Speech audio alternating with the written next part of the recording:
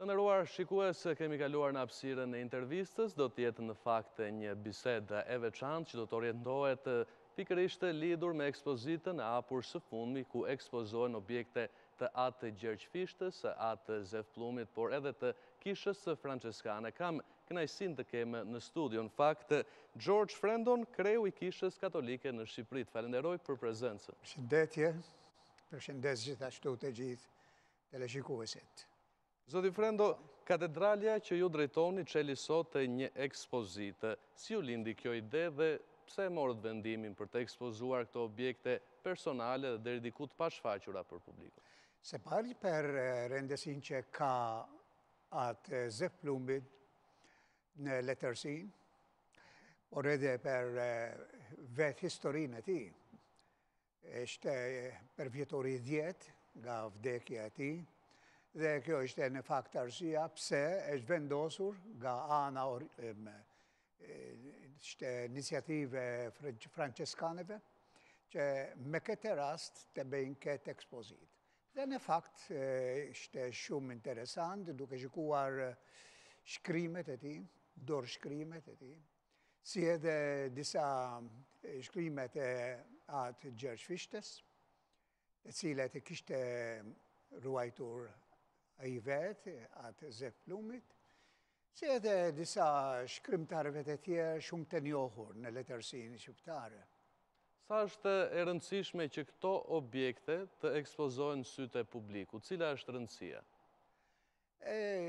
Se pari sepse tregon interesin e publikut në letërsinë shqiptare. Në fakt, unë u habita kur pasha shumë njerëz, jo vetëm për të shikuar ekspozitën, por edhe në salën e arqipeshqvis, të cilet kanë dëgjuar disa komente për veprat e atë Zefplumit.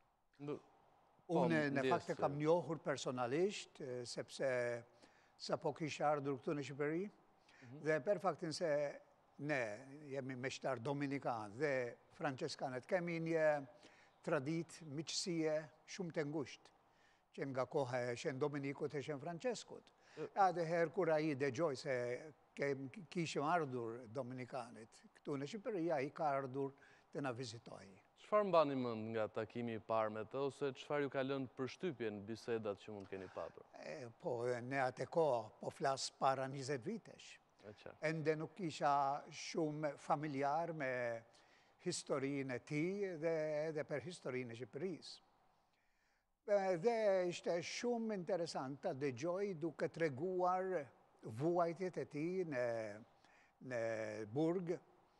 Ishte dënuar për 3 vjet, pastaj u lirua, por pastaj për 25 vjet u dënua, gjithsej domethënë ka kaluar 28 vjet në burg. Dhe ka vuajtur shumë, ishte torturuar.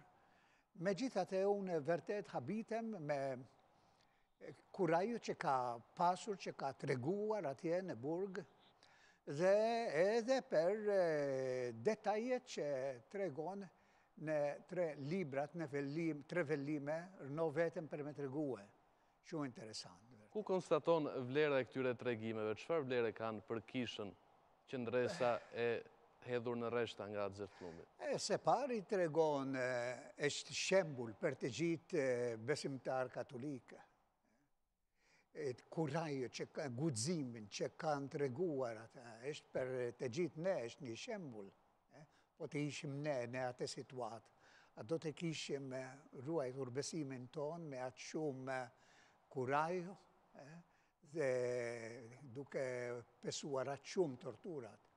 Po, dhe përveç kësaj ka edhe një fakt tjetër, sepse shkrimet e personave si Gjergjfishta, si Zefplumi, tregojnë se Kisha Katolike gjithmonë është interesuar për të zhvilluar letërsinë e vendit, si edhe artet e tjera. E qartë, ndërkohë sot u hapë ekspozita, si u prit nga qytetarët, pati interesim?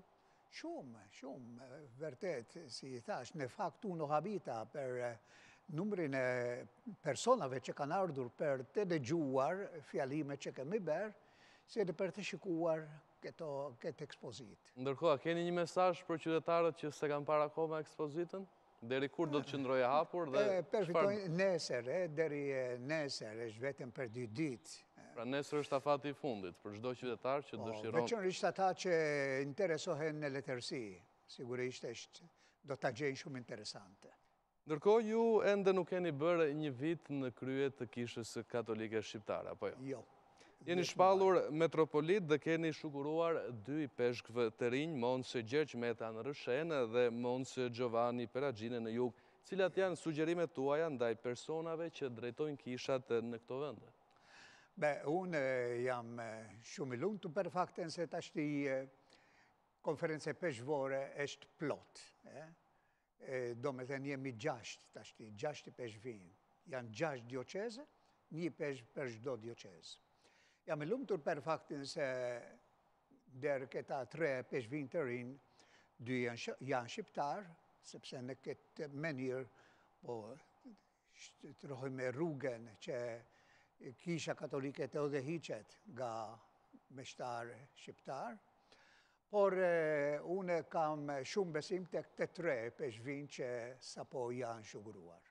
Unë kam pasur fat që kam shuguruar 2 prej tyre. Don Gjergj Meta, i cili ishte zëvendësi im, si vikar, dhe atë Giovanni, i cili edhe ai kishte një rol shumë të rëndësishëm në dioqezë. Ndërkohë, keni shpallur për herë të parë sinodin dioqezan, i cili zhvillohet në fakt 2018. Si janë përgatitjet dhe ku do konstatoj? Do të fillojmë sinodin pas një viti. Planifikojmë të fillojmë në 8 vitit të ardhshëm. Por ndërkohë kemi filluar përgatitjet. Shtunën e kaluar në fakt kam shpallur këtë sinod, do të jetë një rast për një rinforcim i Kishës Katolike në Shqipëri. Si temë kemi caktuar ungjillezimin e ri në dioqezën tonë, në dioqezën e Tiranëdurësit. Dhe sot një javë shtunën e ardhshëm do të bëjmë edhe kjo për herë të parë një asamble dioqezane. Ku të gjithë besimtarë në fakt do të jenë të ftuar. Viti 2018 në Shqipëri është shpallur viti mbarkombëtar në fakt për gjithë shqiptarët kudo që ndodhen, i Gjergj Kastriotit të Skënderbeut. Kisha është aktivizuar në këtë vit, në këto evente, në këtë seri evente që do të organizohen për këtë nder? Deri tani nuk jemi përfshirë në listën e anëtarëve të komitetit që ka shpallur qeveria. Por nga e Kishës Katolike do të diskutojmë këtë në takimin e ardhshëm të konferencës peshkvore, që do të jetë në fillimin e nëntorit, sepse meriton të kremtohet, janë 550 vjetë e vdekjes së tij, sigurisht është një heroj kombëtar, Gjergj Kastrioti, e pra meriton që të përmendet ky përvjetor. Ndërkohë ndaljet tuaja publike përqendroheni tek ndihma që duhet t'u japim të varfërve, solidarizimi me shtresat në nevojë. Përse zgjidhni ta bëni këtë? Vreni plag në shoqërinë shqiptare që lidhen me këto problematika? Ashtu, po. Ende ka shumë varfëri. Natyrisht janë bërë shumë përparime, megjithatë ekzistojnë veçanërisht në disa zona, më shumë se sa në zonat e tjerë, ende ekzistojnë shumë varfëri. Si edhe problemi papunësisë. Punësia është shumë madhe, shumë përhapur, kur një familje jeton në këto kushte, natyrisht nuk mund të mbetemi indiferent para kësaj situate. Ne gjithmonë bëjmë apel që të japim rëndësinë e duhur këtyre problemeve, sepse çdo person është i veçantë, çdo person ka të drejtat e tyre që janë të pazëvendësueshme. Ndërkohë, besoni tek bashkëpunimi mes organeve shtetërore dhe organeve fetare nga ana tjetër në luftimin e këtyre fenomeneve? Mendoni se mund të jetë një bashkëpunim i frytshëm apo politika dhe feja duhet qëndrojnë të ndara në këtë aspekt? Një farë bashkëpunim ekziston. veçanërisht për shembull përmend Caritasin, Caritas shqiptar, dhe edhe disa organizatëve të tjera. Megjithatë gjithmonë ka mundësi që të bashkëpunojmë më ngushtë për të mirën e popullit. Ndërkohë, të gjithë qytetarëve në fakt u bëri përshtypje një deklarate përbashkët e 3 komuniteteve kryesore fetare në Shqipëri, të cilat kërkuan ratifikimin e reformës në drejtësi, e cila mbetet një çështje mjaft delikate në Shqipëri. Do të vijojë kisha ta mbështesë një reformim të sistemit tonë drejtësisë? Patjetër, po në fakt po në takimin e fundit që ishte në maj, kishim bërë këtë apel. Ne nga ana jone dëshirojmë të mirën e popullit, të mirën e Shqipërisë dhe gëzohemi kur shohim që mes partive politike ka një bashkëpunim, sepse Shqipëria vjen para partive. Dhe çdo politikan duhet të mendoj për të mirën e përbashkët, më shumë se sa për të mirën e partisë. Ndërkohë, a keni një mesazh për të rinj që largohen nga vendi në mënyrat nga më të ndryshme për të shkuar legalisht për një jetë më të mirë në vendet evropiane? Unë çdo herë që flas me të rinjt, gjithmonë u them, ju keni ndoshta një ëndra juaj që të shkoni në një vend të huaj, duke menduar që një vend të huaj, një vend tjetër është një parajsë toksore, por duhet të tregoni më shumë dashuri për atë dheun tuaj. Mendoni më shumë, ëndra juaj të jetë më shumë që të përmirësoni situatën e vendit tuaj, e atë dheut. Megjithatë, unë kuptoj kur një që për shembull ka kaluar shumë vite duke studiuar e pastaj nuk gjen punë. Pra, në këtë aspekt i kuptoj, edhe pse vazhdoj duke i nxitur që të përpiqen, të përmirësojnë gjithmonë situatën e atë dheut të tyre. Ndërkohë, thamë në fillim të bisedës që keni më pak se një vit që jeni emëruar kreu i Kishës Katolike në Shqipëri. Si ka qenë eksperjenca juaj në vendin tonë? Shumë pozitive, shumë pozitive. Në fakt unë, si kam thënë edhe disa herë, unë kisha frikë në fillim, se ndoshta për faktin se jam e huaj, dhe të jem arqipezh në krye qytet, ndoshta nuk do të me pranojnë, por kam gabuar, sepse në fakt... Si ishte përgjigja e shqiptarëve? Kanë treguar më shumë respekt se sa meritoj, sigurisht. Ndërkohë, çfarë ju bëri përshtypje më së shumti në momentet e para që mbritët në vendin tonë?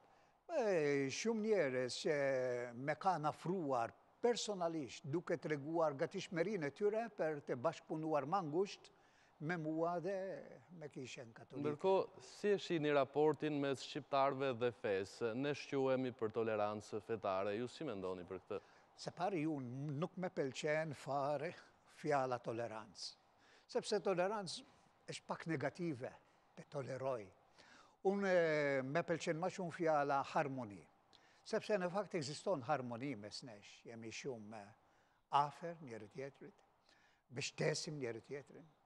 Dhe përke të tregoj, natyrisht gjithmonë ka më shumë mundësi që ndoshta të bashkëpunojmë, veçanërisht për probleme që i përkasin drejtësisë dhe paqes në vendin tonë. Ndërkohë, shenjtërimi Nën Terezës, tashmë Shën Terezës, ishte padyshim një ngjarje e madhe për kombin shqiptar. Ju si e vlerësoni këtë? Besoni se ndikon pozitivisht në imazhin e Shqipërisë në botë? Patjetër, patjetër. Madje Shqipëria ka nder të madh që ka pasur këtë personazh që ka ndikuar shumë për jo vetëm në Shqipëri, por në mbar botë. Sepse ka krijuar një ndërgjegje në shoqërinë njerëzore në botë, që të kemi ma shumë kujdes për atë kategori njerëzish që është ma e menjanuar. Prandaj Nën Terezë është ikonë, këtu në Shqipëri e shohim, është një ikonë jo vetëm për katoliket, por për gjithë shqiptarët. Por është një personazh që është vlerësuar në mbar botë, jo vetëm nga katoliket. Në fakt të gjithë besimet kanë treguar një admirim të madh, të veçantë ndaj asaj. Im Zotë George Frendo, unë falenderoj edhe njerë për këtë bisedë mjaft interesante. Faleminderit edhe juve.